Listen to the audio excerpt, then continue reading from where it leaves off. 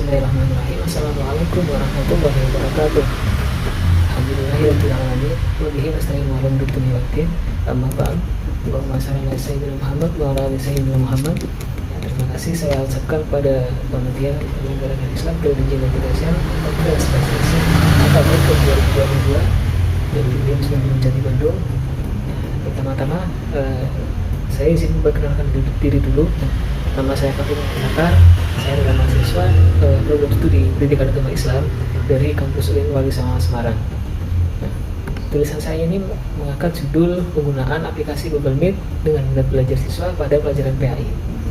Tulisan saya ini bermula dari kebijakan pelaksanaan pembelajaran secara daring dari pemerintah karena adanya pandemi COVID-19.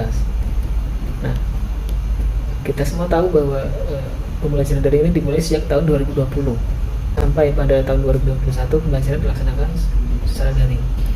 Nah, kemudian melihat fakta di lapangan bahwa pendidikan di Indonesia itu belum seluruhnya siap dengan pembelajaran daring.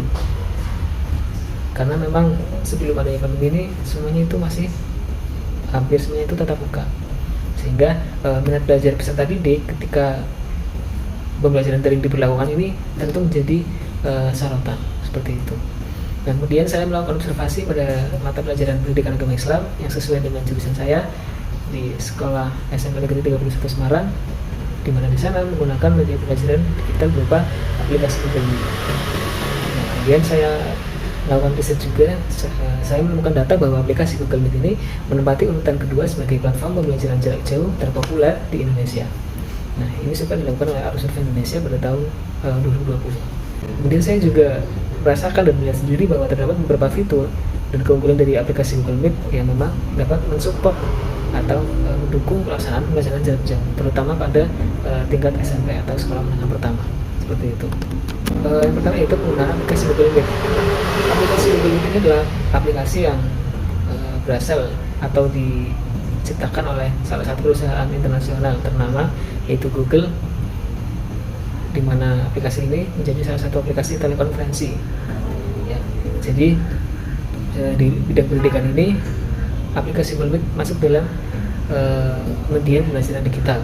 Ya, aplikasi ini membantu guru dalam menyajikan materi, bahkan hingga melakukan penilaian, sehingga permasalahan-permasalahan dalam pembelajaran daring itu bisa teratasi ketika menggunakan aplikasi ini. Kemudian selain daripada itu juga bisa meningkatkan kemampuan dari siswa dalam berpikir kritis atau critical thinking. Ya. Ini saya berdasarkan dari jurnal Mustikanium Widianto dan juga Nadia Tati pada tahun 2021. Nah, kemudian beberapa fitur yang mendukung itu seperti dapat diakses lewat web browser, kemudian dari HP juga bisa, dan ada fitur share screen yang bisa mempresentasikan dokumen maupun menampilkan gambar. Kemudian ada fitur chat juga sehingga memungkinkan adanya komunikasi yang secara tertulis dalam pertemuan tersebut. Nah, indikator dari penggunaan Google Meet ini ada 3, ya, yaitu yang pertama kemudahan akses, kemudian interaksi yang terjadi, serta keefektifan untuk pembelajaran. Nah, kita beralih ke minat belajar siswa.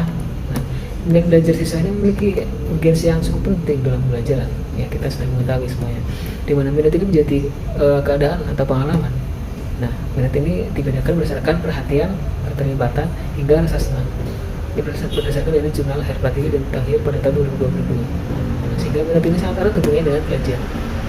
Bahkan dalam buku Asari yang terbit tahun 2020 itu dijelaskan bahwa minat belajar ini menjadi jalan utama seseorang dalam mendapatkan pemahaman ilmu dan pengetahuan yang dicarinya. Dan ini sesuai dengan hadis riwayat Tirmizi yang berbunyi, yang artinya siapa yang menjalani satu jalan untuk menuntut ilmu, Allah pasti memudahkan untuknya masuk ke surga.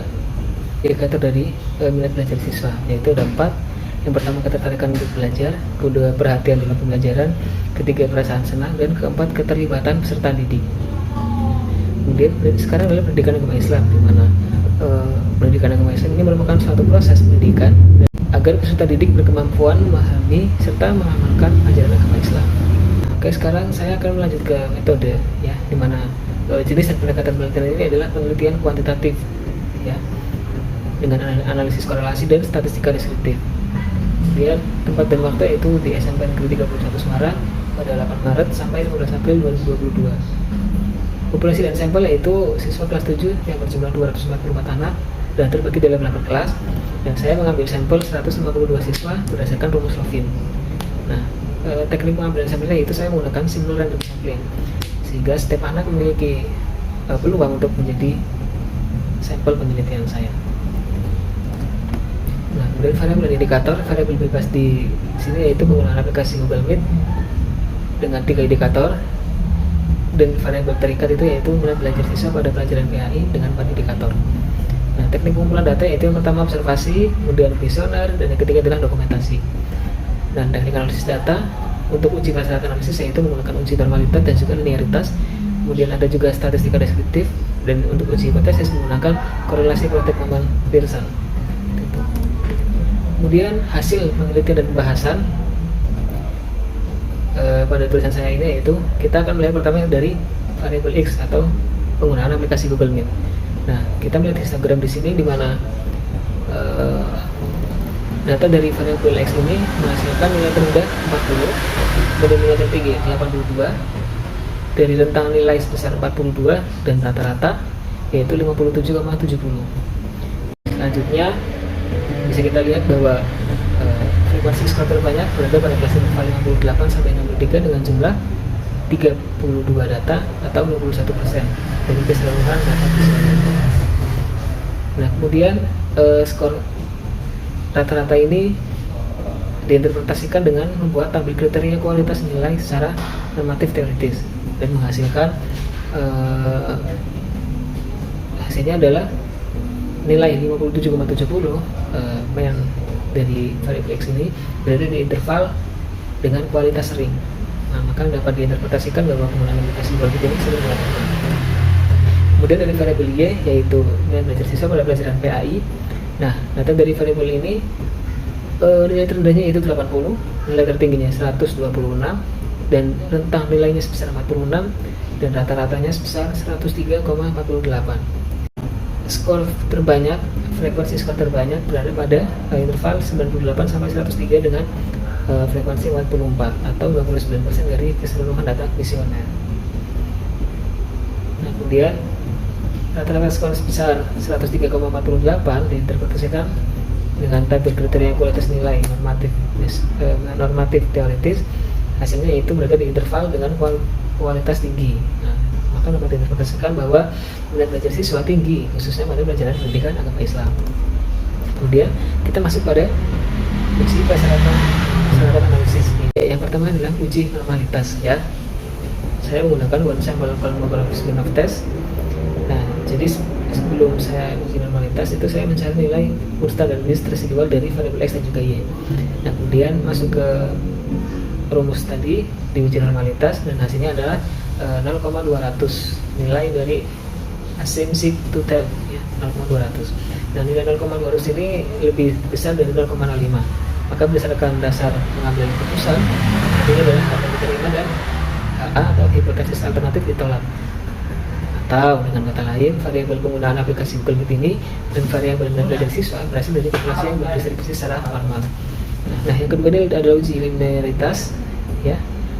Kita lihat bahwa pada kolom linearity itu memiliki nilai 0,000, ya, dimana ketika nilai tersebut 0,000 itu kurang dari 0,05, maka berdasarkan dasar pengambilan keputusan maka hanya diterima dan HA ditolak, atau artinya itu terdapat hubungan yang linear dan signifikan antara variabel penggunaan aplikasi Google Meet terhadap variabel nilai belajar siswa pada pelajaran PAI. Nah, kita masuk ke analisis uji hipotesis, ya. Setelah saya melakukan uji menggunakan Protek-Pearson, kita melihat bahwa hasilnya adalah 0,575 atau nilai R hitung, ya. Nah, nilai R hitung ini kita bandingkan dengan nilai R tabel. Nah, R tabelnya itu karena R tabel itu diperoleh dari jumlah sampel 152 dengan taraf signifikansi 5%, sehingga diperoleh R tabel sebesar 0,159. Nah, nilai R hitung lebih besar dari nilai R tabel. Nah, karena 0,575 lebih besar dari 0,149. Nah, maka diputuskanlah H0 ditolak dan hipotesis alternatif diterima. atau terdapat korelasi antara penggunaan aplikasi Google Meet dengan nilai belajar siswa pada pelajaran PAI. Nah, yang terakhir yaitu kita akan melihat dan membandingkan antara T hitung dan juga T tabel. Nah, kita masuk pada uji signifikansi korelasi ya. Jadi T hitungnya ini 8,608 ya, lebih besar dari T tabel sebesar 1,976. Nah, maka H0 ditolak dan HA diterima. Nah, berdasarkan penelitian ini, maka saya menemukan 3 kesimpulan. Yang pertama yaitu penggunaan aplikasi Google Meet pada pelajaran PAI dikategorikan sering, kemudian minat belajar siswa pada pelajaran PAI tinggi, serta H0 ditolak dan HA diterima, atau hipotesis alternatif yang diterima yaitu terdapat korelasi yang signifikan dan cukup kuat antara penggunaan aplikasi Google Meet dengan minat belajar siswa pada pelajaran PAI. Nah, ini juga berdasarkan dari analisis yang telah dilakukan dengan uji korelasi produk Moman Pearson. Mungkin sekian apa yang bisa saya presentasikan mengenai tulisan saya. Kurang lebihnya mohon maaf. Wassalamualaikum warahmatullahi wabarakatuh.